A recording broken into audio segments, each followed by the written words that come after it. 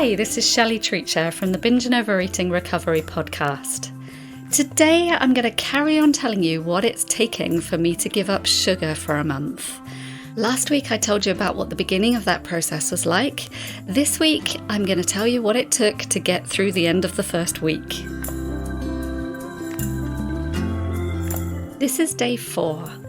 Here I talk about stopping drinking alcohol, managing stress and grumpiness, and managing that strong voice that says chocolate would actually help. I have succeeded in not eating sugar today, which I'm pretty proud of because I got quite grumpy this morning, but I'll tell you all about that in a minute. I have 4 things to tell you today because I needed 4 different skills, believe it or not. Well, I know you do believe that because I know it's not easy. And I carried on. So I had a really mindful breakfast again. This time I had some form of scrambled eggs and the same as I had yesterday. And I really took my time on it because I enjoyed it so much yesterday. I thought, I've kind of stumbled into something really good here. I'm going to make giving up one thing that I enjoy as pleasurable as possible. So that is my first piece of advice, to make it as pleasurable as you possibly can to give up. And this is my second piece of advice: only one thing at a time. And refined sugar is what it is for me. So make it as simple as possible, make it as pleasurable as possible, and take your time working out how you're going to do that. So that was great. That worked. I got through breakfast really easily. I had thought about the chocolate, but with this pleasure and the novelty of it, I thoroughly enjoyed my breakfast. So I'm like, no, I don't want the chocolate. Another thing that's also helping me is I have a buddy, and I wasn't sure if she's going to give up sugar at the same time as me or not, because we've been talking about it for weeks. And then I suddenly said, look, I'm doing it next week. I can't wait any longer. And she said, okay, I'll try. And last night she informed me that she hasn't eaten sugar this week. So that gave me a boost. That helps somehow to feel like I'm not on my own and I'm not crazy and that somebody else is trying to do this. Because the world will try and tell you that you're crazy for giving up sugar. When I said that meant alcohol as well, to so many of my friends, they're like, what? That's not even possible. Why would you choose not to be happy is the argument. I have a lot of arguments against that. I think real happiness is probably achieved through not relying on a substance. That's what I'm aiming to prove here. Anyway, so it's nice to have a friend. So that's the third piece of advice. Maybe try and find a friend to do this with. And I'm sure if you don't know anyone in person, there'd be someone else in the group who would like to try something like this, maybe even a minor scaled back version of this. If I can facilitate that, let me know. But so I got through the day thinking that I had a buddy, and then I got a message from a buddy saying, I've just had ice cream. 4th day, ice cream. And it is hot, isn't it? Ice cream would be really nice today. But it didn't make me feel worse. It actually made me feel a little bit self-righteous. I've got to be honest. I felt like I haven't had ice cream today. I didn't need sugar today. I haven't been out though. She's been to the sea. I might have felt differently if I'd been to the beach. So having a buddy, swings and roundabouts, so far it hasn't made me think, right, I want to give up, because she's given up. So far it's worked in my favour. And then the last thing I want to tell you about is I got really grumpy this morning. At some point mid-morning, I got very grumpy because I was in between jobs and I only had enough time to do one thing, but another thing presented itself. Isn't this just typical of life? This is the way life works, right? In this case, it was my cat vomiting. I'm like, couldn't you have just waited until I had a few minutes to deal with this? And so I have to clear it up. I had to feed her, and I was just grumpy about this whole thing. I was hot. I did not want to have to clean something up in the middle of this sweltering heat, trying to cool my house down, which is impossible for everybody in England right now. We are not used to this. Nobody has air conditioning. So I was really grumpy. And of course, I thought of you because I thought, you'll understand. The chocolate came up in my head. It was like, oh, go on, just have some. It'll make you feel better. You're tired. And you haven't got enough time for everything. It'll give you a bit of a boost, and it would give me a little bit of a kick and a lift, so that I would find the miserable task of cleaning up cat vomit in between work, hot, weltering work, a little bit more bearable. I didn't do it. I didn't have the chocolate, although I've got to say the voice in my head was, why not? You know it'll make you happier. It doesn't matter about the group. It doesn't matter about everything that you've promised. It doesn't matter about any of the emotional stuff. You know it would just make you feel better. It was quite a strong voice. But I didn't have it because I got to being really curious. And so this is my fourth offering for you. I became really curious about what it is that I think the chocolate does for me and what it actually really does for me. And it was pretty soon that I realized that it's because I was tired that I wanted it. I thought it would wake me up. But I remember thinking last week, this isn't even waking me up. It just makes me a bit tetchy and fast, which gives me the illusion of waking up a little bit. So I kind of was able to put that one down because I had a reality check. I was just really aware that it wasn't really going to make me feel the thing that I wanted it to make me feel. And so then I surrendered to being tired because that's when I realized, I'm just tired. In this heat, it's so exhausting. So I was grumpy, I worked through it with reality check, and I surrendered to the feeling that I was trying to ignore and trying to block. And actually, I've got to say that once I'd surrendered to that tiredness and just thought, oh yeah, I don't like being tired. I remember that from last year. I'll just let myself be tired. It's a message. I'm tired. I need some rest. And I was allowed to take the next... I gave myself permission to take the next tasks that I had to do with a much more relaxed attitude. So that's the benefit of staying with what I was really feeling. That's it for 4 things, 4 offerings, taking it slowly, taking one step at a time, taking it simply as possible, making it easy and pleasurable, and just doing one thing. Just give up one thing. Don't diet. For God's sake, don't diet. I can't tell you not to diet. If you want to diet, if that makes you feel safer, that's up to you. But I know it causes a rebellion, which is inbuilt in having comfort foods anyway. So it's just one rebellion to another, which doesn't solve any problem. So those things, plus staying with how you feel, working out what the reality is of what you feel and what you really need. That's enough for today.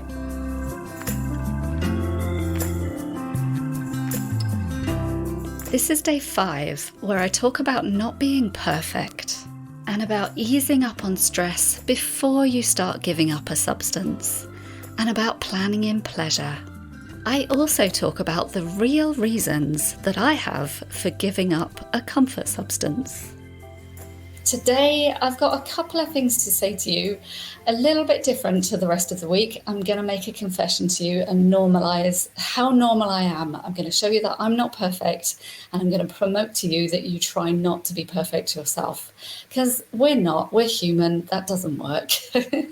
So today, Fridays are usually quite a busy day for me. I finish up with a lot of things that I've been trying to do for the rest of the week, and I'm often a little bit tired on a Friday, so I've named it Coffee Friday. So I often have a coffee on a Friday. I don't usually drink coffee the rest of the week. I've been wondering how I would do with this in this no sugar week, because in my back of my mind, I'm like, this is an addiction to a substance. Surely by me having that, then I'm promoting to you that it's okay to be addicted to a substance. But really, I think we have to be realistic. We're all addicted to lots of different substances. And I can confess that coffee gets me through the day on Friday. There's been times when I haven't had coffee, and sometimes I give up coffee and do the same thing as I'm giving up sugar with coffee. But I really do believe that making it as simple and pleasurable as possible for yourself leads to you wanting to not do these things. And so I really haven't wanted sugar again today, which is great. I feel like all the things that I've set up, all the things that I've told you from Monday to Friday have set me up really well to not really crave sugar so much today at all. Obviously, I've managed some of that by having a cup of coffee. A really small one, I have to say. It's like barely any actual coffee in it, but it makes a difference when you don't drink coffee. So I just wanted to normalize for you that I'm not perfect, and I think that's okay. I don't think aiming for perfection is going to make anybody do anything well. Uh, and I know, and I also know that I can give up coffee as well with exactly the same techniques. So I'm not too worried. Um, I hope that was clear. I feel like I might have garbled that. But I also want to, well, I mean, also, this is good information, isn't it? This is something that I'm working on long term. I get tired on a Friday, so maybe I should do less on a Friday. And that is what I'm aiming for. One of the things that's got me through this week not wanting sugar is I prepared for it.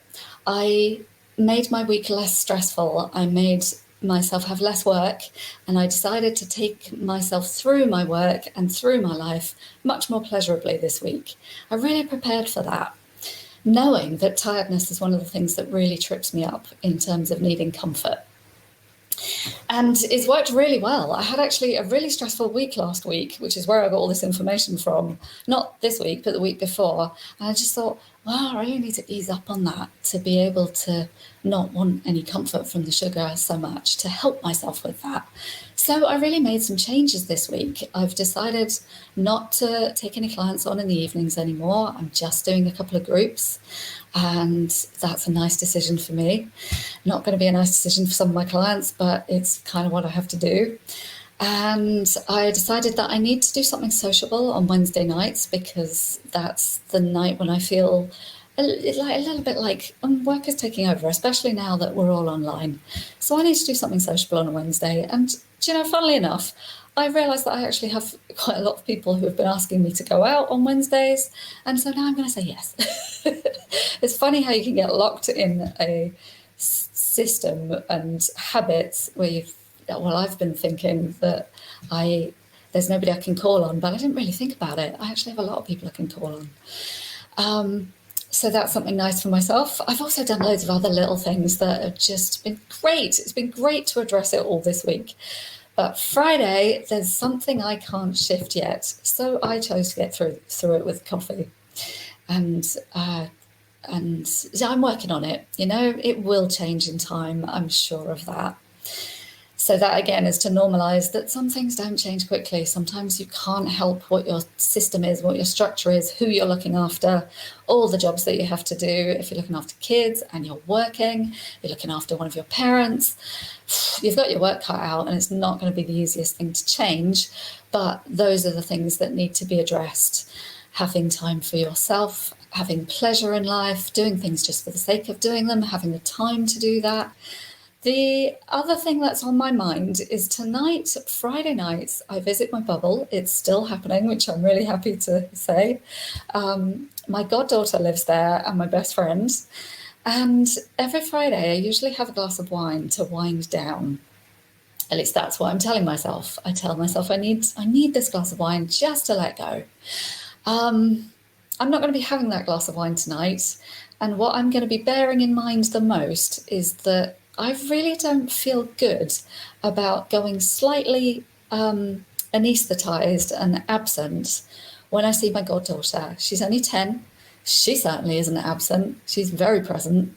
And she's having a bit of trouble at school, so I want to be present for her. She's a little bit lonely and feeling like she doesn't have the best friends at the moment. She can't find her people. Sure, we all know what that's like. And so I want her to feel that she has my attention. So that's the reason that I'm going to be not drinking tonight, apart from doing this sugar thing. I think that's going to keep me going, because that's something more important to me. That's in my value system and really means a lot to me. So I'm going to be bearing that in mind, as well as what I talked about yesterday about questioning why I really do things. I don't need to unwind. I've had a good week. I've enjoyed a lot of things, and the sun helps me unwind. And I'm with my best friends. There shouldn't really be anything to unwind from or to. I really am quite comfortable with these people and can really be myself. So I'm going to maximise on that and stay present with all of it tonight. I will let you know on Monday how it went. Saturday, I sometimes have drinks, sometimes don't. Obviously, I won't be this Saturday. I usually buy lots of chocolate in my Friday shop. Not lots, some chocolate in my Friday shop. And I usually have it on Saturday morning. It's not going to be happening tomorrow, so I will tell you all about it on Monday. I suspect there might be different challenges at the weekend to in the week, but I will look forward to telling you them all, quite honestly. To sum up, these are the tips in this podcast. Have a buddy to commiserate with and to support you. Identify and challenge the voices in your head that tell you the substance will make you feel better. Manage tiredness by surrendering to it. Explore what the food actually does for you and to you. Make your detox as pleasurable as possible. Ease stress and difficulty in your life before your detox, and during and after. Plan in pleasurable activities. Bear in mind your more meaningful reason for quitting and your real values. That's it for this week. Please join me next Wednesday, where I'll continue to tell you what it takes for me to get through the second week of this journey and the effects on me of giving up refined sugar. As usual, I am so happy to receive your comments and questions. Please let me know how you're getting on with these tips, and I'd love any questions if you have any. And if you want to go further, one of the best things to start with is to subscribe to my mailing list. You'll see the link below. This way you'll get access not only to this podcast, but everything else that I produce, which is quite a lot. I'm in the media every now and again about different subjects. So get on that mailing list and you'll get everything that I have. Thank you for listening. I'll see you next Wednesday. Have a lovely week.